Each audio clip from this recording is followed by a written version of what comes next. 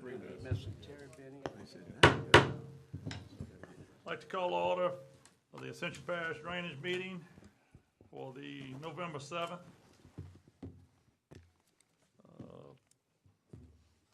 Ms. Dev, let it be known that we have Mr. Turner, Ms. Gasso, and Mr. Johnson that's absent. I believe they're working. With that, Mr. Claude, would you please lead us in the invocation followed by the pledge? In the name of the Father, Son, and Holy Spirit. Dear Lord, we thank you for this day. Lord, as we continue into the cooler weather and the amount of people that are displaced from their homes, we ask that you look down and hold your hand over them, and that we also, each one of us, look to our neighbors and see what we can do to help. We ask this in the name of your Son, Jesus Christ. Amen. Amen.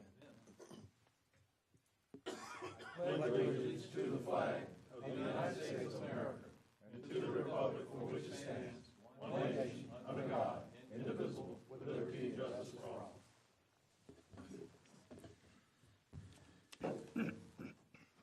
Anyone wishing to speak on any agenda item, please sign in with the secretary. Move on to number 4, the acceptance of the minutes for October. So moved, Mr. Chairman. Moved by Mr. Todd, second by Mr. Johnny. Minutes are taken care of. Under the chairman's report, I'd like to make a couple announcements. We're gonna, first thing, we're gonna need to add a request for a project participation with the Frog and Fish Bayou Basin Restoration Project. I'd like to see if we can add that to the agenda. Motion. Second. Motion second by Mr. Lambert. We're going to need a unanimous vote to put this on the agenda. Ms. Secretary, Mr. Sadley? Yes. Yes. Yes. Yes. Yes. Yes. We'll put that on item number 6. 6A, I'm sorry. We have one more thing to add, but we're just gonna amend that when we get to that item. Yes, we can do it. You don't do it later? Yeah. We're gonna go ahead and take it up at the agenda item. And, Ms. Secretary, let me know Mr. Turner's here. I just want to give a big thanks to everyone out there that's been working real hard with this, the cleanup and, reopening different channels and different things. Definitely want to thank the public because everyone has really put in helping. And with that, we'll move on to number 6, the drainage report. Mr. Rue? Yes, sir. Commissioners, we're going to start with a report on the number 7 pump and other things going on at Marvinboro Pump Station, and also St. James and Ascension project. Henry P. Court with BKI. Just going to talk about that and answer any questions. We've been working with Wharton Smith on the agenda and schedule on the project. We've gotten the latest data from Patterson Pumps. The pump and the engine will ship December 14th, and it will be installed before the end of the year, so we meet the EPA guidelines for the Tier 2 engine that matches what's at the station now. The remaining equipment, like the screen cleaner, et cetera, will come in around February, but with completion of the project in the April-May timeframe. On the St. James Ascension project, we are in the process of doing borings. Eustace Engineering is doing the borings with us. We've coordinated with PLD, gotten the rights of entry in both Ascension and in St. James. Where we can, we are looking at the models for both parishes and coming up with the pump station sizes and the floodgate bypass gates on those pump stations at the same time, and we're doing floor plans on those. Any questions? Mr. Kluwan? Yeah, on number 7 in Marvinboro. Do we have to install, or do we have to commission to meet the guidelines? Have to install. Thank you, sir. The screens, so we're looking at April, May? Yes, Screens sir. installed? Yes, sir. The total project complete Okay. in April or May. Mr. Dawson? Any other questions for Marvin Bro? Yeah, one. Go ahead, Ty. What's the shape of all the rest of the pumps, Bill, at this point? I know we had some little maintenance going on right after the big flood. Pumps themselves has been repaired for the most part we're still going through little minor problems here and there, but nothing that will keep them from functioning, with the exception of one of the keel coolers. We are looking at pulling, I think it's number 3, but I'm not certain, keel cooler out later this month, 1st of December, and to evaluate and to repair. We know it's leaking, but there's going to be, pull it, we're going to test it, repair it. And then what we're probably going to do is, it depended on long-range forecasts throughout the winter, but we're probably looking at pulling one at a time, keel cooler, because likelihood is if one failed a couple years ago, we had a leak, and this is another one, so it's more likely the other ones are in about the same situation. So if it looks like long-range forecasting is decent for its rain events, we're going to try to pull another one and maybe 2 more, one at a time. Cooler with tubes in it, or is it? Yes, and they sunk below the water, and they were cooled by the water and the pressure of the water coming through it. And it's right now the tubes that has the cooling water is what's leaking. There are actually 2 tubes. One is coolant for the fuel for the hydraulic fluid, and the other one is the coolant for the water engine itself. Yeah. Good. So, but we're going to test them and again go through one at a time, pulling. Good. Appreciate it. So. Update. Bill? Can I jump over to Sorrento? Can you Yes, give us, since you're giving an update, can you give us an update on the Sorrento pump? Yeah, again, we went through all that. We're pretty certain that we are pretty confident that we going to be able to get that third pump that's been giving us problems, do some more evaluation on it, get it fixed before we have any more rain event. We've been working on it and running it, and we haven't had really a problem, but the problem was getting it jammed. And we're trying to figure out a way to keep anything from getting up in there again. That's always been a problem with those pumps, the way that suction is. But it's functioning now. We just hope to try to figure out what to put on it to keep it from getting plugged again. Were you able to get the maintenance contract for that? We're working on that. We're negotiating with the gentleman in question. Okay. While you're talking about pumps, how about the one at Henderson Bayou that's locked, that we had issues with? It's being repaired right now. It is? Okay. Yeah. At the, Any warranty on that one, or no? We are in conversations with the company now as far as that. We're saying it's full warranty. They're saying it's partial warranty. Was a bearing locked up or something? Yes, it's what caused the bearing to lock up. Yeah. And it has to do with the sensors and the control and the alarm system that supposed to shut it down, and alarm system didn't. We say it didn't go off, and it allowed us to restart the pump. So it's a little bit of controversy, but we going through it, and our consultant is helping us with the engineering company. Sure. Appreciate it. Thank you. Anyone else for Mr. Rue's drainage report? Well, no, we have more. The next one is Jake with GSA going to report on Law Ridge Levee and also the Frog Bayou Fish Bayou project. My name is Jake Lambert. I'm an engineer with GSA. Wanted to give you an update on the Law Ridge Levee extension project. As you know, we've been undergoing the permitting process for quite a while now. We're still working the permitting process. At the beginning of October, we received a favorable recommendation for the needs and alternative justification of the project. 2 main holdups that we're waiting on right now. One is the water quality certification. that comes from the state. We submitted that request or that application in July. Usually it takes a couple months for that to be turned around. Our analyst got diverted to other tasks during the flood recovery. She is back working on it, and a week ago I had some communications with her and said that it is under review. So we're working hard to push that portion of the permit forward. Once we get that component completed or acceptance of that, that will be forwarded to the Corps of Engineers, and that'll be one of the second to last boxes that'll be checked off of their list.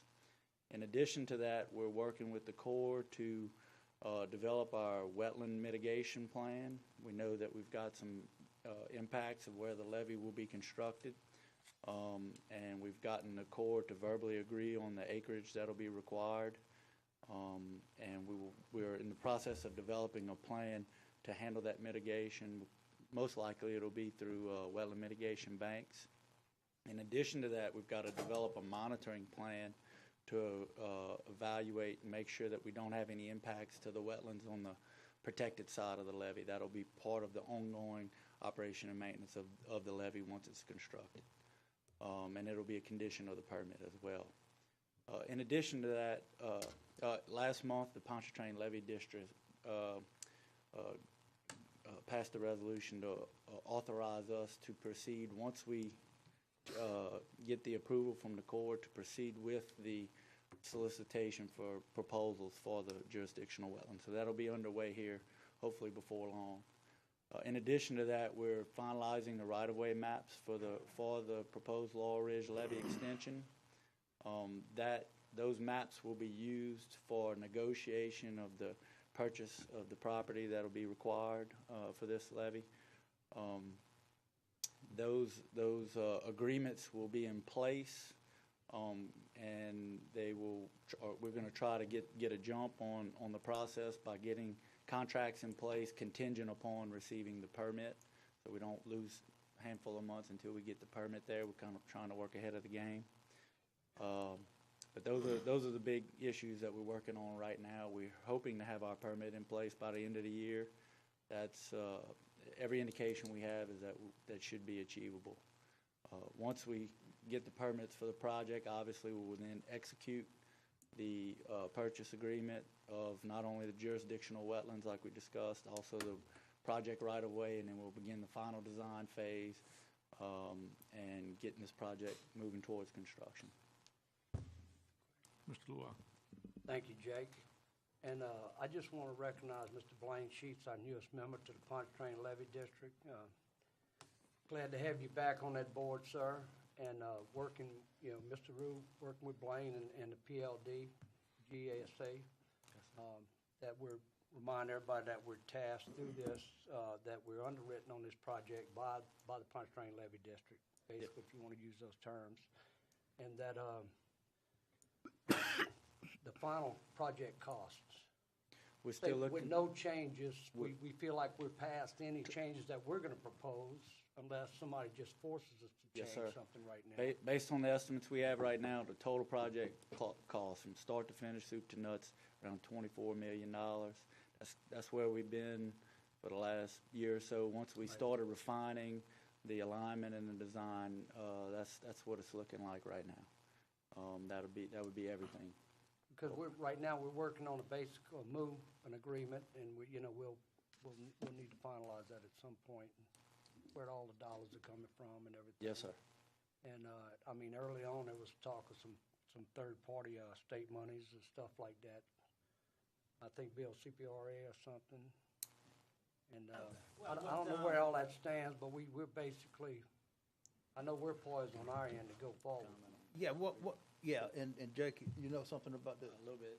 Okay, go ahead and comment on the CPRA. To my, I don't know about the CPRA additional money specifically. I know that the PLD has investigated getting some cooperation from those state agencies, but as I understand it, generally the agreement has been that the Pontchartrain Levee District has been responsible for all of the preliminary efforts, the engineering, the geotechnical, the design, the permitting. They are also, as I understand it, responsible for the cost of real estate acquisition, the cost of the jurisdictional wetlands mitigation, and basically delivering you a project that is ready to go to construction. And then from that point, I believe the agreement, I'm not an attorney, but I believe the agreement at that point is that the Ascension Parish will take over the cost of the physical construction and then the cost. long-term operation and maintenance of the, Right. of the levee system. Thank you.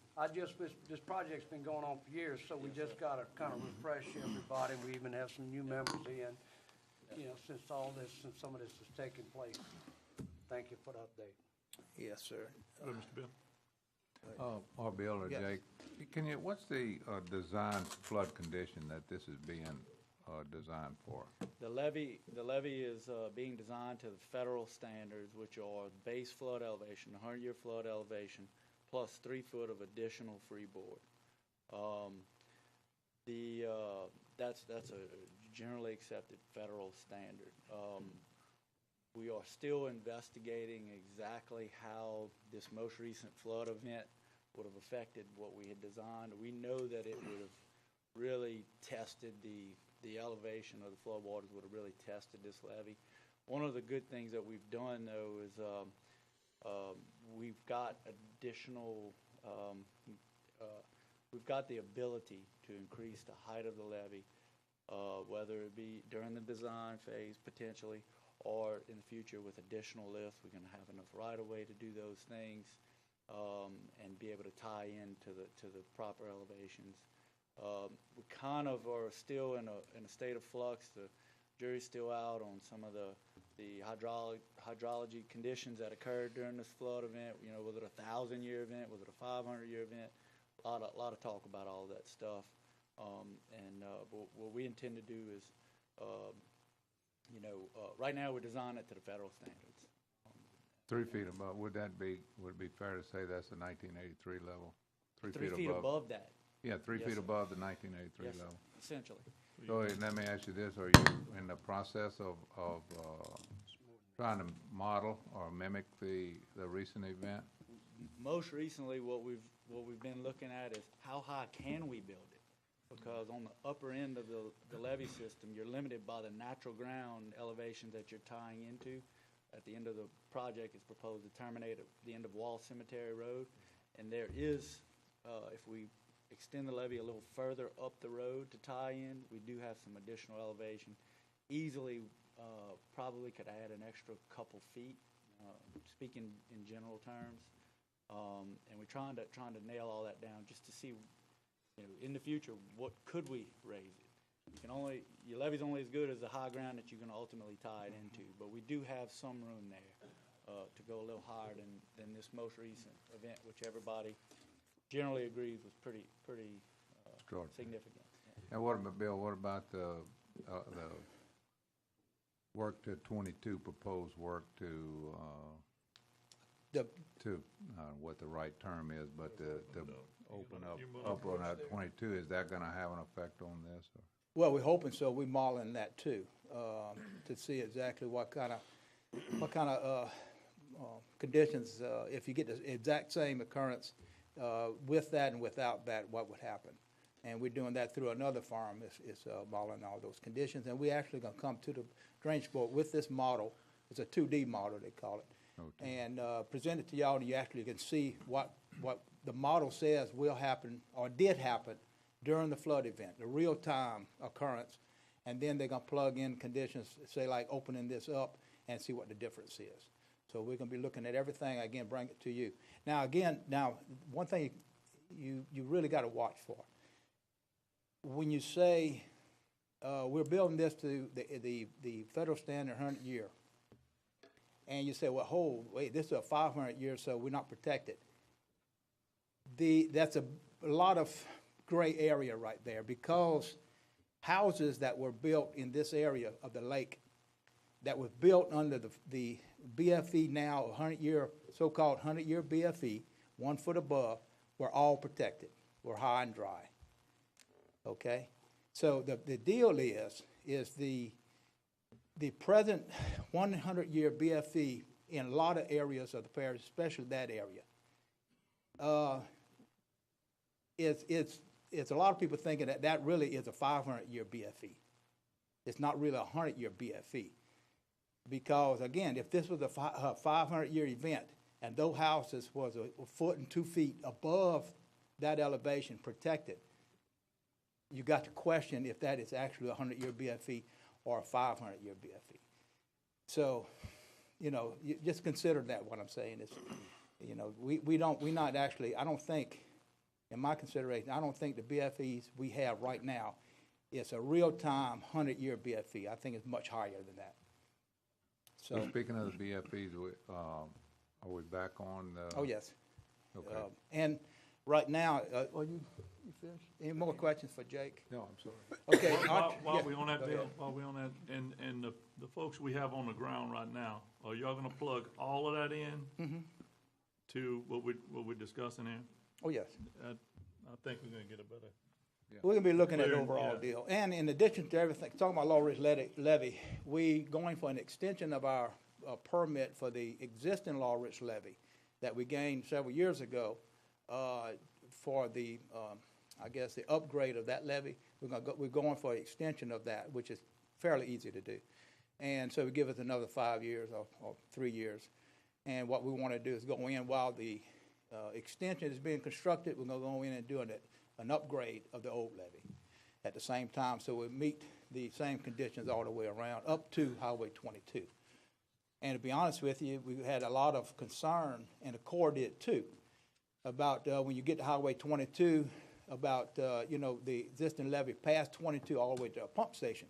This event proved that because of the nature of the topo on either side of 22, it overtopped the old levee. It did not overtop the old Law Ridge levee. It did not overtop or even come real close to overtopping the levee from 22 to the pump station. So we feel confident that with the exception of doing some stabilization and erosion control of that levee, if we do our new extension of the levee and do an upgrade of the old Law Ridge levee, we're going to be in pretty good shape. Because once it gets past 22, it spreads out, and it doesn't have the same elevation on that side. So, again, all of this is going on right now. Mr. Kowal? Just real quick, get back on what Bill had mentioned about Highway 22. You know, for years, people that sat on this board long before I got here, that Highway 22 has been a concern of ours, and it's proven to be a much more concern to be able to get that water out of that bottleneck. And so anything you need from this administration, this council, this board, whatever, going forward to DOTD, whomever's got to give the approval. And I know you're doing some basic preliminary engineering, you're looking at that, is what it would take.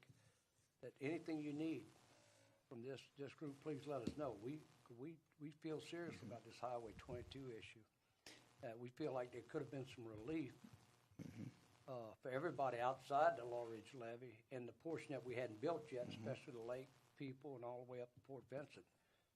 You know, And I can head this out. I had just briefly today, I talked to Mr. Lambert, Senator Lambert, and he is pushing it hard from his position as Senate representative, and with all our delegation. He's going to be pushing it through the state, through the legislature. And so he mentioned it to me today, that he's on top of that. We got 2 state representatives that share each side of that road. That's right. Also. And also Bob Manshak. Oh, yes. And Let's make that clear. And because it concerns the flood and everything else, Yeah. we're pushing real hard to do a dredging of, first a snag removal and a dredging of Bayou Manshak. But that is also going through our state legislature because of the scenic rivers and other concerns, and the participation of East Baton Rouge. So we're going to be pushing that through our legislature to help us out on that. Great. Okay. If nothing else for Jake, I have Autry with HNTB. He's going to talk a little bit about the project they're involved with. Good evening, everyone. My name is Autry. I'm the project manager on the levy certification and accreditation project for HNTB. Just to give you a quick progress report, we are currently working on 2 active task orders. One of the task orders is specifically focused on the certification work for the Marvinboro West, North, and the existing Laurel Ridge levee system. And the second task order is focused on the Bio-Conway Panama Canal Basin. So I'm going to give a brief on the 2 separately. Where we are today on the Marvinboro pump station, Marvinboro levee system, the objective of that study was specifically for the certification and accreditation of that 3 levee system. So we have completed several activities over the past about 8-10 months.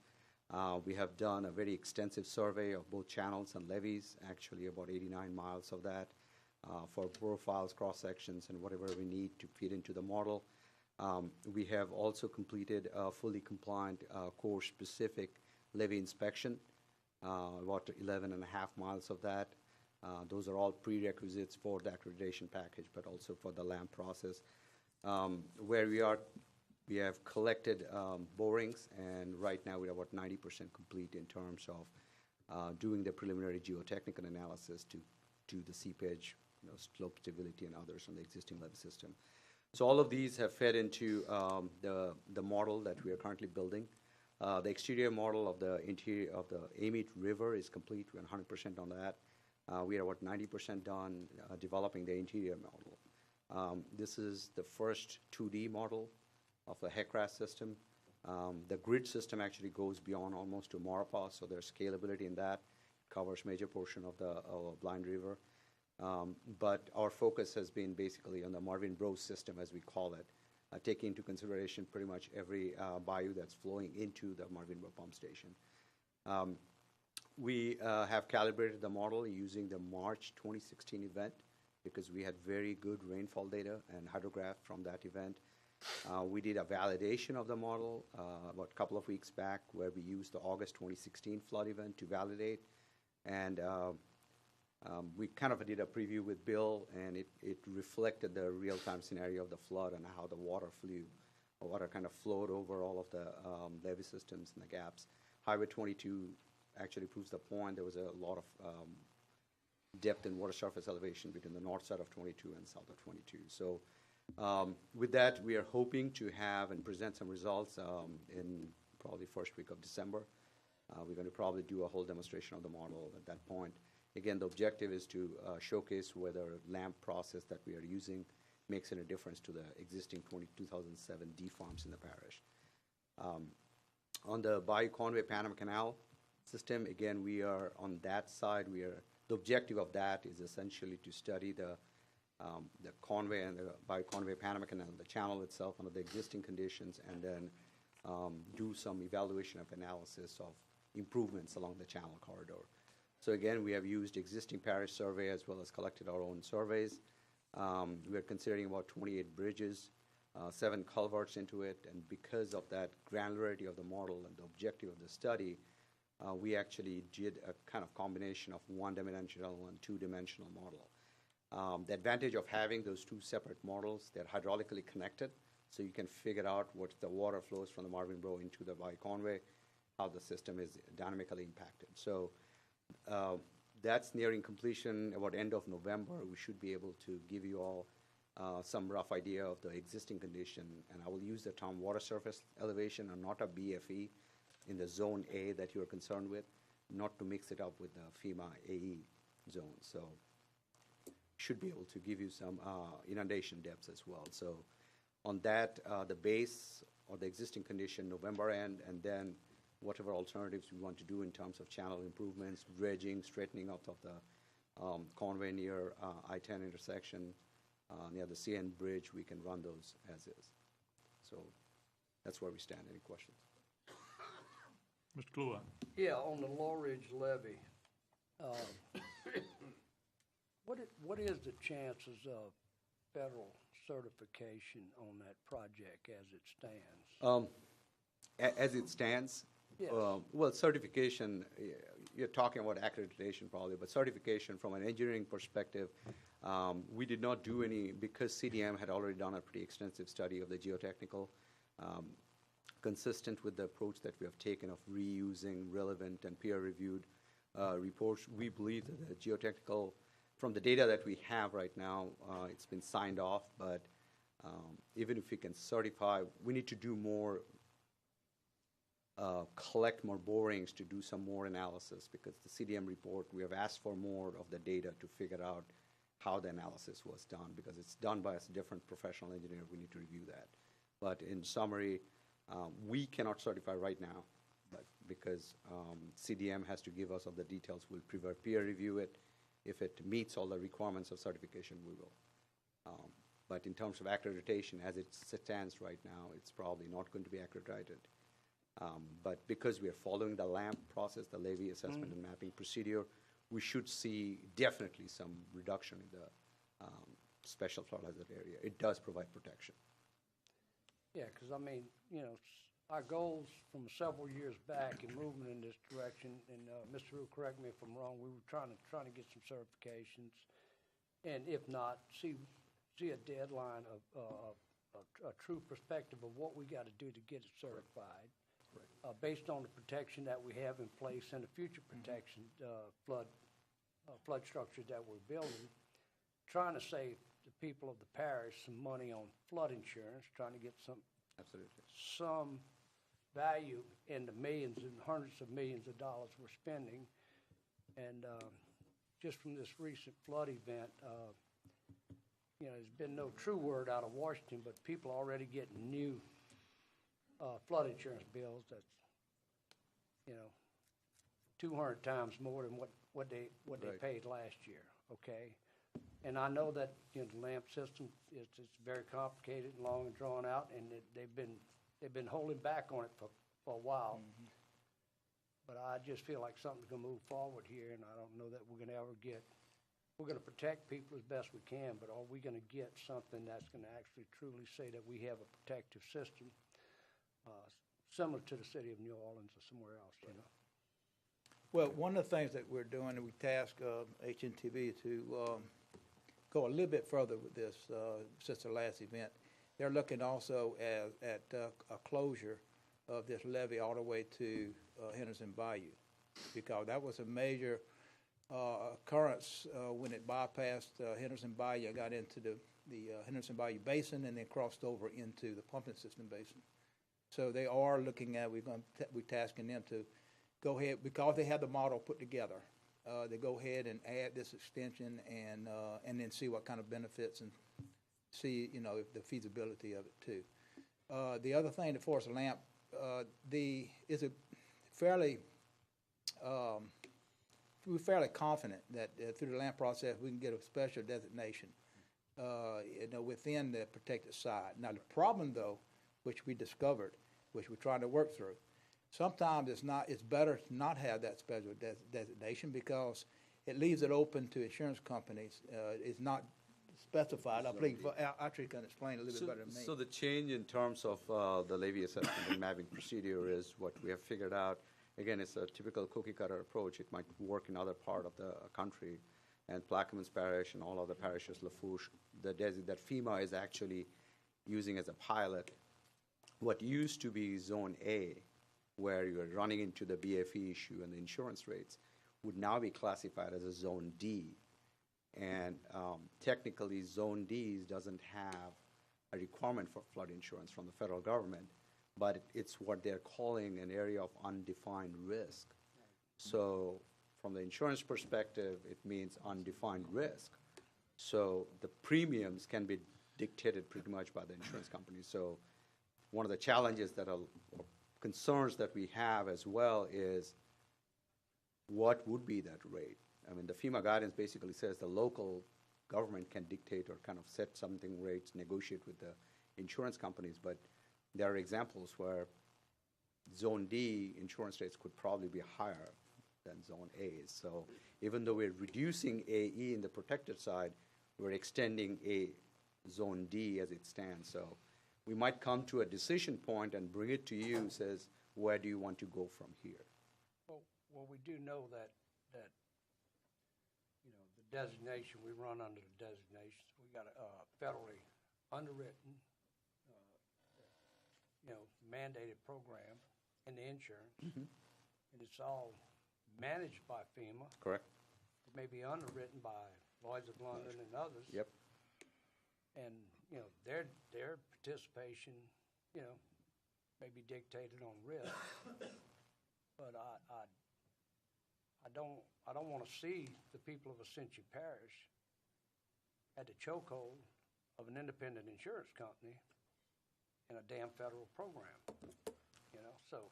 But that's why we're, again, you know, I understand we're what you getting said this about the D, information. We're because not, some D areas have been hit, okay? we're not gonna come to you and recommend something that we see in the long term is not a benefit. Yeah. So we're trying to work through all of these issues before we come back to you, you know, after everything's done and say, this is what we recommend. So, and again, you're gonna make the recommendation. It may be in the future that the Drainage Commission may want to subsidize some insurance policies. It may come to that point. There's nothing to say you can't.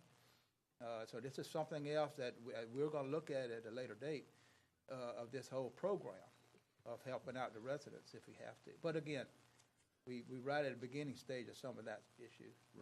And just to add to what Bill said, you all have to understand that we have engaged FEMA, you know, DOTD, the State Flood Insurance NFIP coordinator, in this process since day one. So they have been in loop, and it's not only FEMA Region 6, we've been working with them, as well as the guys up in their FEMA, what they call a LOMAR.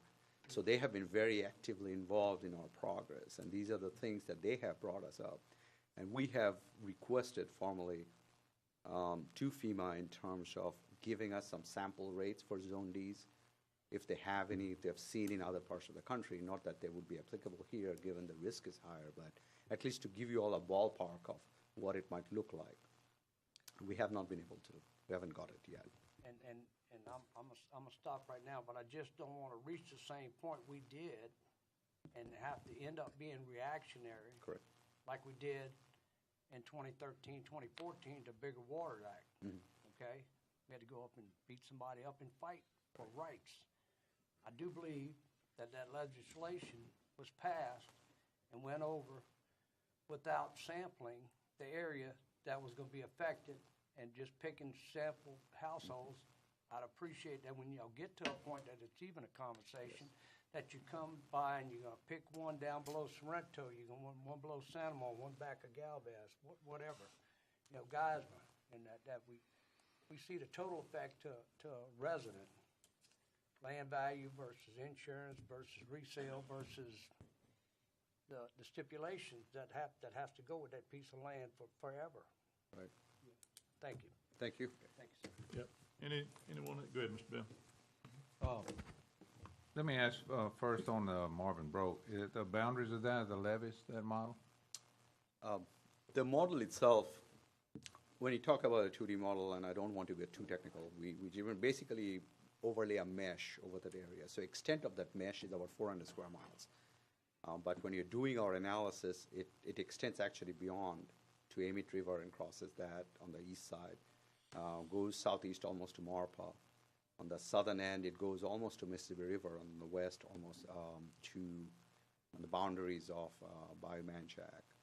So would you call it more regional? I mean, the reach of it? You know, the model has a capability to be a regional model, but our focus of analysis, again, given the objective of that particular study, has been the Marvin Brook system. Well, I guess what I'm wondering is, I mean, one, we have, so you have a separate model, a single-dimensional model for Panama Conway. Is that correct? It's a mix of 1D and 2D.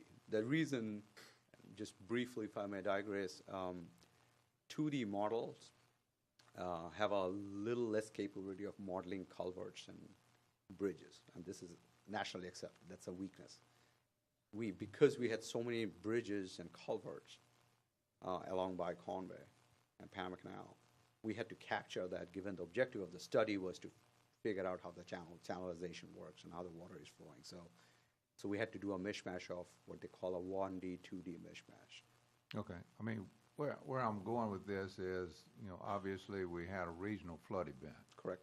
And so, you know, do we have people in Livingston? Do we have people in Tangipahoa? Do we have, you know, people in these other parishes, East Baton Rouge, for example? Are they out there running these, you know, setting up these models themselves, and we're all out here running these little independent models when the whole the whole event was this regional event.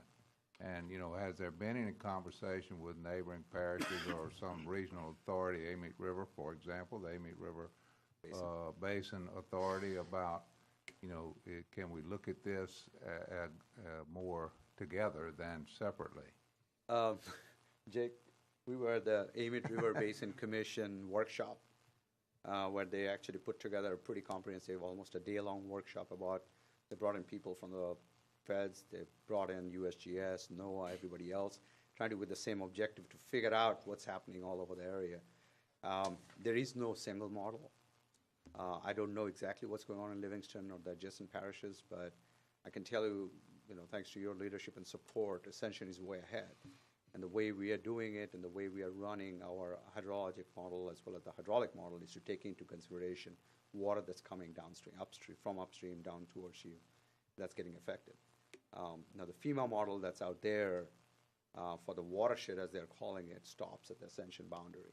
It doesn't take into consideration The water Ascension. doesn't stop there. Well, that's what the model is. So this could be the start point, and others can pick on it and leverage this model to add on their other models. I would encourage that we at least look at this. Is there something regionally that we can do? I understand that you can have these boundaries and you can put the boundary conditions to where they tie into another model. But in this event, most of the rainfall that we had originated in Mississippi. Mm-hmm. And so, if we need to vary that, or if we want to look at different rainfall conditions, or if this amount of rainfall fell in a slightly different place, we wouldn't be able to do that because we can't, we don't have that model on that part of the area. I guess I'm correct about that. I don't know. But what we're going to Jake is raising his hand there. Yeah, Jake. Briefly, I'll just add that I wasn't involved with it, but back in 2008, 9, starting in the early 2000s, the Pontchartrain Levee District commissioned a comprehensive model of the Amite River Basin. From that was the HEC-RAS model. From that model, they also took off and did a model of all of Bayou Manchac.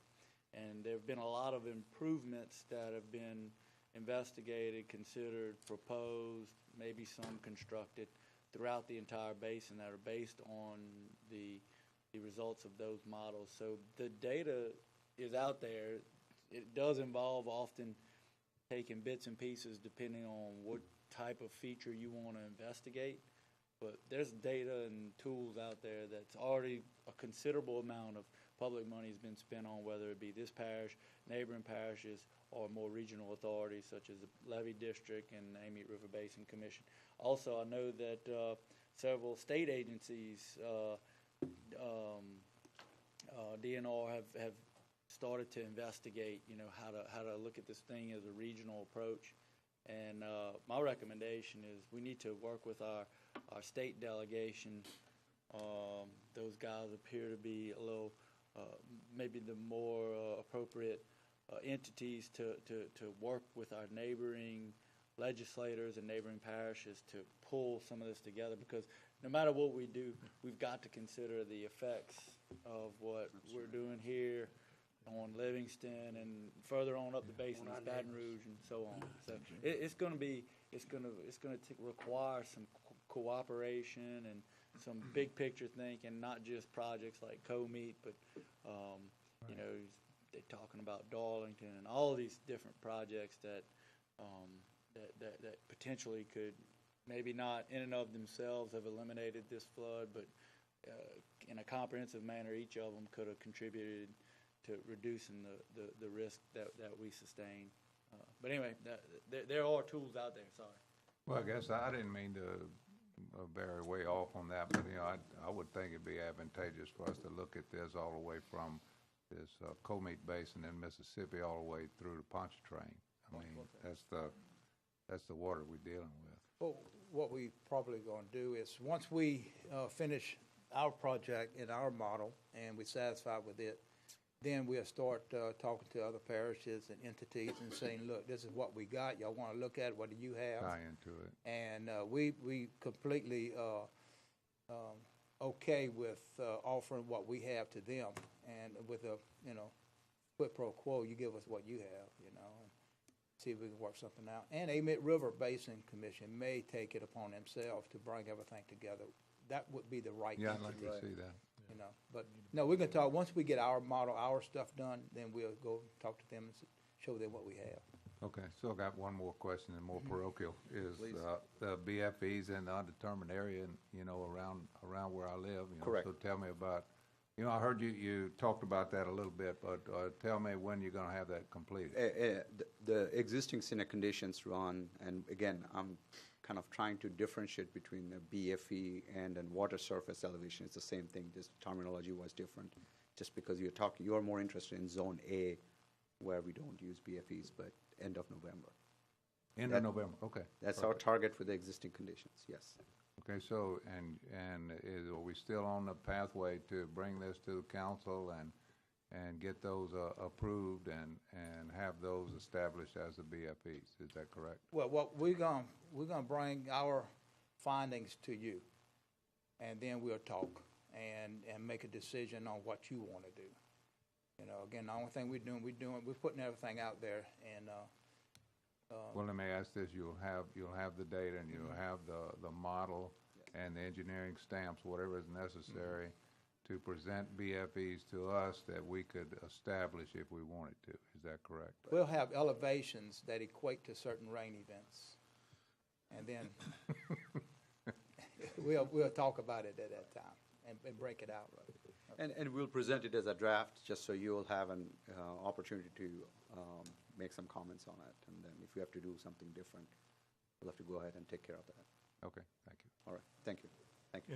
Anything else on this? And just one thing, let's make sure, December, we are good. You're gonna have your stuff together. That's our goal, yes. Okay. Because look, me, Mr. Kluwat, and there was quite a few others that we made, some meetings in March. This is very serious. I mean, this whole report is very serious, but this right here, we were hearing numbers of flood insurance that it's just unbelievable. And I made that announcement, but, as soon as y'all get this, we have to roll on this quick. And as far as the time, I know it's been 10 months. You satisfied with that, Mr. Rowe?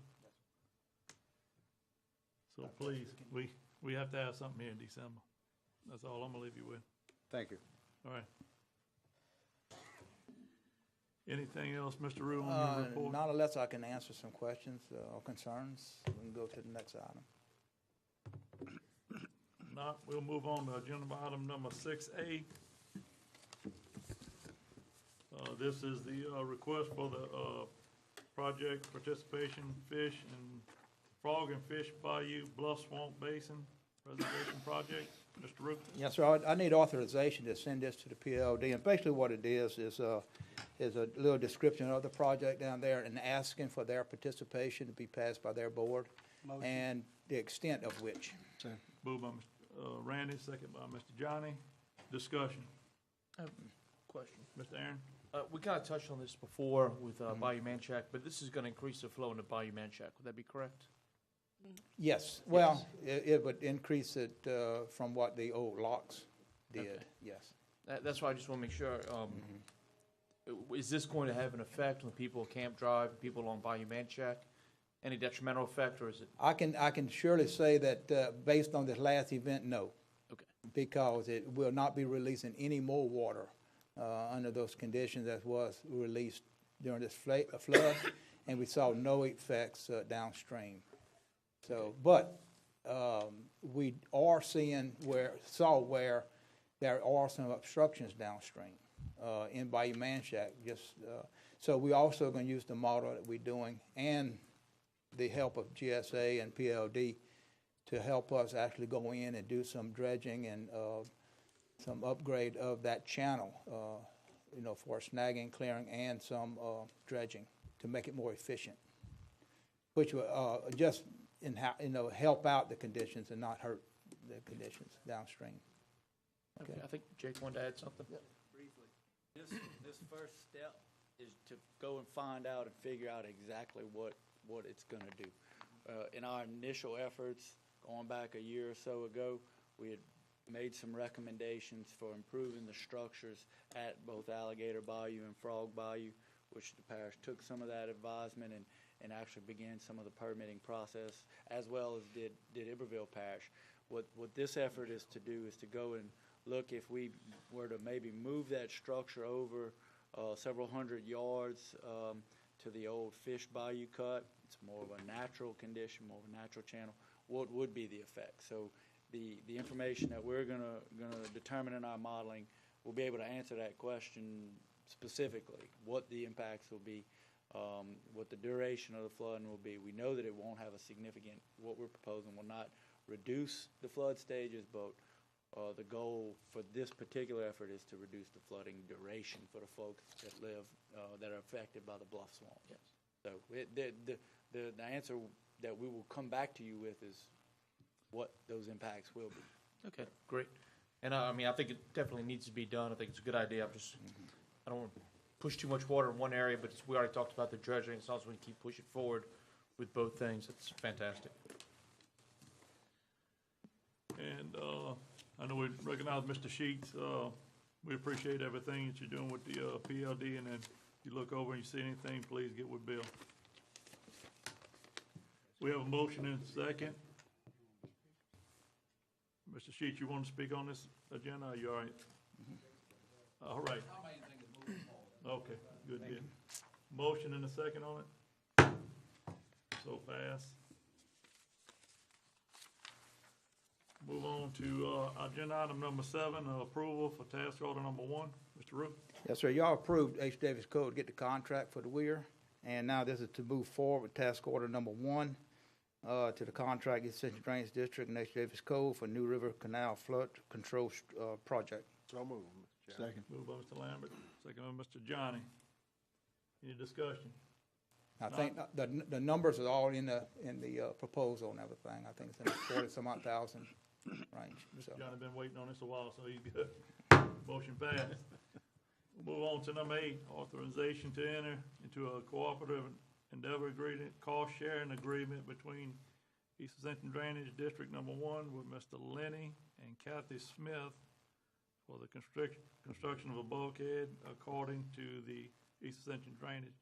Mr. Johnny, I know you want to amend and add another partial to this. Yeah, Mr. Chairman, the neighbor to the Smiths, Justin and Alice Autafed, Bill inadvertently left them out, and they were supposed to be part of this procedure. They're next door neighbors. They were impacted by the flood. On the back side of their property is Francois Bayou, and they had quite a bit of erosion, so they want to get on the list for the bulkhead program. Right. So I moved to amend the agenda to add Justin and Alice Autafred. Their last. Second. Mr. Rue, you were on board with? Yes, sir, and this is according to our policy where it's a cost share. The property owners pay for all construction.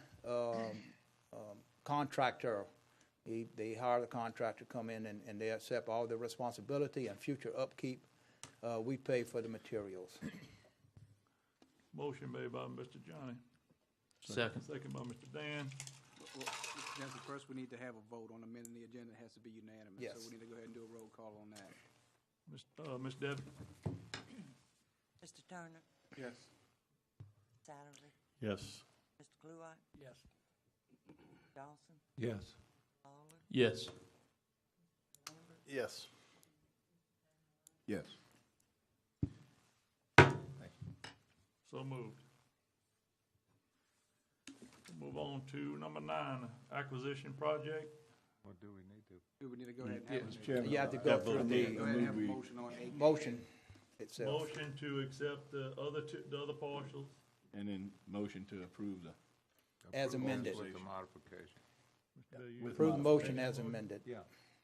moved by Mr. Bill, Second. second by Mr. Aaron Lawler.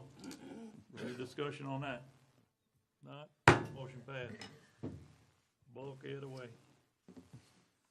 All right, number 9, acquisition project. Mr. Rue?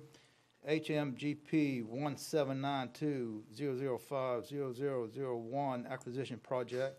Authorization to enter into an agreement with Veterans Construction LLC for the demolition of site number 3-14190 in the amount of $17,500. Authorize the parish president to sign and execute all documents. It's a FEMA buyout demolition grant. Do we know where it is? It is, but we don't make it public. Oh, we don't. The numbers right there indicate the location. Mr. Chairman. Moved by Mr. Lambert, second by Mr. Johnny.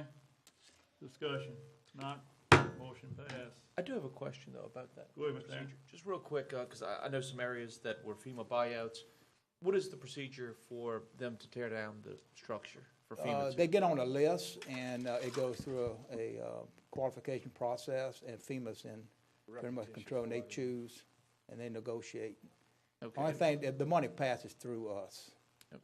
And that's Once basically it. the home is torn down, the property, The property is transferred over to East Ascension Drainage District. okay, we maintain it? We maintain it, and we make sure that no buildings or nothing else is built on it. Gotcha. You have them in your district. Yeah, I know. One of them's in the middle of a neighborhood, and I get questions, hey, what's gonna happen with That's it? pretty much it. But the FEMA's in charge, pretty much in charge of choosing and Okay. negotiating and stuff like this. Great. Okay. Anything else on that? Not, we'll move on to number 10, another acquisition project. Mr. Rue? HMGP 1792-005-0001 acquisition project, authorization to enter into an agreement with Land Services LLC for the demolition of site number 4-17481 in the amount of $15,750, and authorize the parish president to sign and execute all documents. Moved by Mr. Lambert, second by Mr. Sidley. Any discussion? Not, motion passed. Number 11, we're gonna take A through K. Mr. Rue, is authorization to renew the following contracts for the Yes, sir. county. I'd like to take one at a time. Authorization to renew Joe Allen Trucking contract dump trucks for 2017. Moved by Mr. Lambert, second by Mr. Johnny. So passed. Authorization to extend the contract to BTR Trucking for dump trucks. Moved by Mr. Cluard, second by Mr. Johnny. Authorization to extend contract Arthur Shakespeare Trucking. Second. Moved by Mr. Cluard, second by Mr. Lambert. Authorization to extend contract BFI Republic Services for dumpsters at DPW. Motion. Moved by Mr. Lambert, second by Mr. Johnny. Authorization to extend the contract BFI Waste System of Louisiana for waste and debris removal. Motion. Mr. Lambert, Second. second by Mr. Aaron. Authorization to BFI Waste System of Louisiana for creosote disposal. Motion. Second. Motion by Mr. Johnny, second by Mr. Bill. Ms. Rue.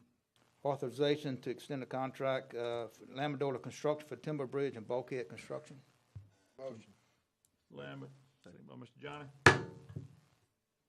Authorization to extend the contract to U.S. Department of Interior, USGS for our gauges.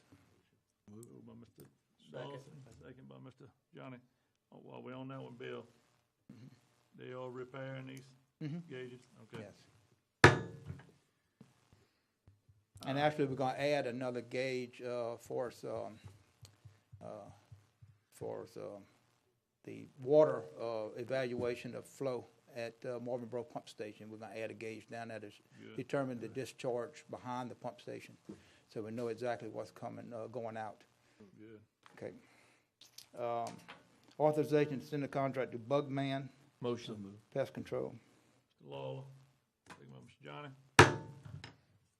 Authorization to extend a contract for BKI Engineer for Marvinboro Pump Station number 7. Mr. Cluard, Mr. Lambert, And authorization to extend a contract to Vegetation Management Consultants, consulting weed control.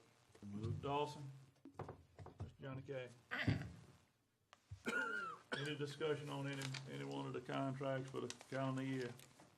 Not, motion passed. Number 12. Move, Chairman.